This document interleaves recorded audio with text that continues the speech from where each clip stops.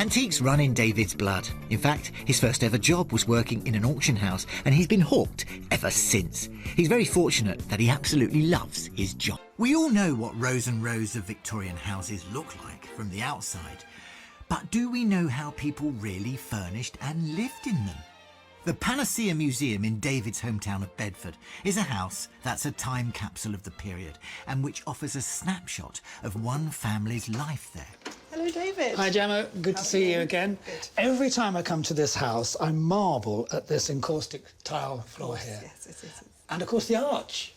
Our very grand arch. I mean, it's a modest house, but an most amazing arch. It's a real eye-catcher, isn't it? It is a real eye-catcher, and that's just a taste of what's to come inside. Come on, Jolly David. good. Don't buy anything that you wouldn't want to put on your mantelpiece.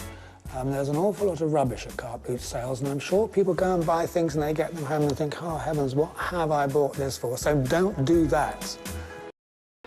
Home was very important to Victorians. They defined spaces within their homes. There were public spaces, private spaces, shared spaces. Some rooms only had one purpose, other rooms had more than one purpose.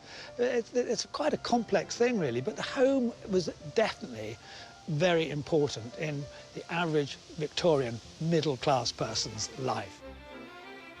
If I was to pick one object which to me sums up the best in 20th century design, it's this christening mug. What I like about it is that it's traditional, but it's interpreted in a very modern way. I mean, the time it must have took to carve something like that. Time was cheap, wasn't it? I think that's the thing. And they spent a long time making these. Mind you, having said that, they'd have carved it a jolly sight quicker than you and I would if we sat down with our Stanley knife and had a go at something like this. I wouldn't attempt. I don't think you're going to make a vast profit, but I think you'll make a good turn. I would be inclined to estimate it at 100 to 150 pounds. So after your commission, with any luck, just about double your money, won't you? I thought jolly good luck to him. It always makes me very cross when I hear people are picking these things up for next to nothing, because whenever I go to a car boot sale, all I see is old cylinder heads and things. I never see anything nice. Well, this is a stylish thing, isn't it? A cigarette lighter, of course. Tell me how you came to own it.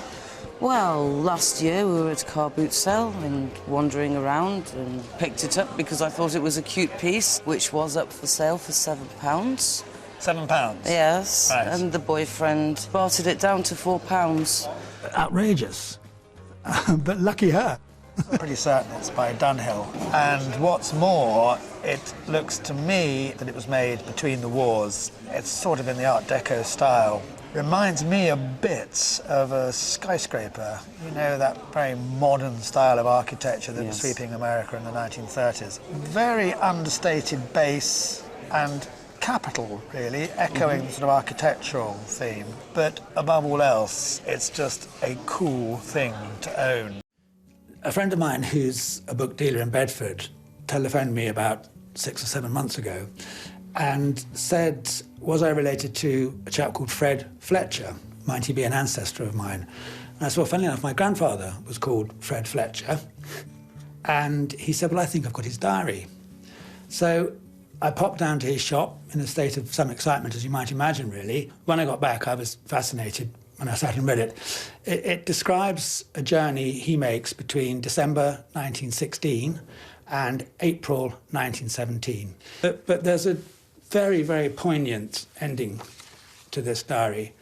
And this occurs in the last entry, which is written on Friday, the 20th of April. And he says, at last I can say I am settled. And he goes on to say, all I want now is a letter. And at the same page in that diary, there's the front of an envelope. That's all that remains. Addressed to him. It's originally sent to India, but it's been forwarded to him in Mesopotamia.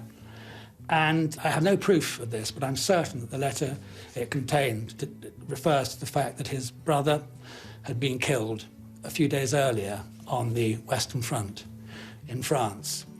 I know that Tom, his brother, died on St George's Day, April the 23rd, and the letter has a Bedford postmark of April the 27th. And the diary finishes there. Not another word's written.